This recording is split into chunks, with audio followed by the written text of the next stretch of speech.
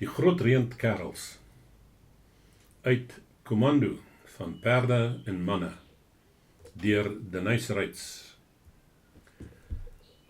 Dit het amper dadelik weer hard begin reën en dit was so donker dat mens nie 'n tree voor jou kon sien nie. Ons het skaars 300 tree ver gevorder toe ons die geplas van perdepote deur die modder voor ons gehoor het. Ons het in die agterhoede van 'n Engelse patrollie of kolonne vasgery. Watter een van die twee kon ons nie uitwerk nie. Nog hulle, nog ons wou in die reën en donkerte slaags raak. Die troepe het weggegalop en ons het ook van koers verander.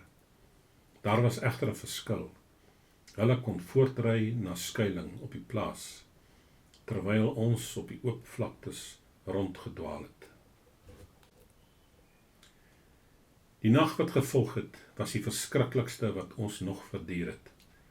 Ons gids het verdwaal, ons het kniediep in die modder en water rondgeploeter, en ons arme perde het eers met die en dan met daardie been vorentoe gegly en gestruikel. Die reën het op ons neergestort en die koue was ontsettend. Teen middernag het ysreën begin val. Die graansak wat ek gedra het kliphard soos 'n harnas teen my liggaam begin vries. Ek glo dat as ons nie aangehou het om te beweeg nie, ons almal van die koue sou omgekom het. Ons het toe vir 2 jaar al oorlog gemaak, maar nog nooit, sover as wat ek kan onthou, was ons so na aan wanhoop as daardie nag nie. Uur na uur het ons aangeworstel. Manne wat nog nooit voorheen oor iets gekla het nie, het gekreun soos die koue hulle swak beskermde liggame binne gedring het. 14 manne het daardie nag verlore geraak. Ons het geweet of hulle oorleef het of nie, maar ons het nooit weer van hulle gehoor nie.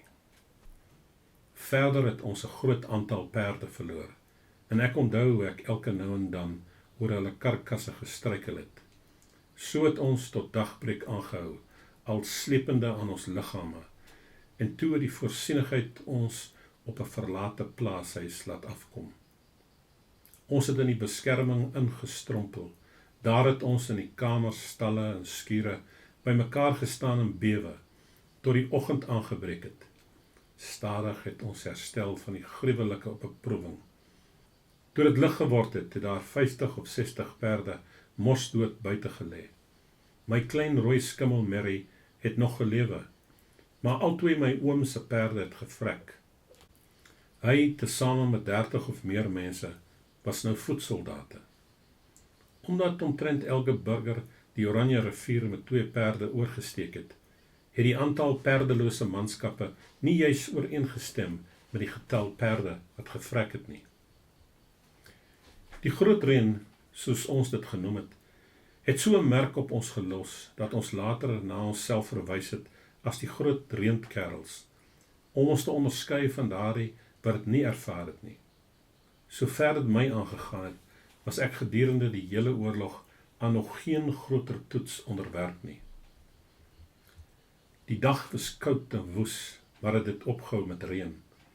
Ons het die vloere, vensters, stoele, tafels en enige iets wat kon brand, opgebreek en groot vure gemaak om ons klere en komberse droog te kry en ons ook 'n bietjie warmte in ons bevrore ledemate te kry. Teen die middel van die dag het generaal Smuts ons beveel om na 'n ander groot plaas, so 8 of 9 myl van daar af te verskuif. Iemand het hom vertel dat daar baie perdevoer was. Geen poging is aangewend om die verlore manskappe te gaan soek nie, want ons was te gedaan en hulle is toe aan hulle lot oorgelaat. Ons het deur die sopnat water deurtrekte area voortgestrompel. 'n kwart van ons was te voet en die res kon enige oomblik by die stappers aangesluit het. Daar was nie een fikse perd in die hele Commando nie. Die plaas was ook verlate, maar daar was 'n beskerming vir almal en 'n goeie voorraad havergerwe. Daar was ook skape wat geslag kon word, en alhoewel die reën weer geval het, het ons ten minste 'n gerieflike nag deurgebring.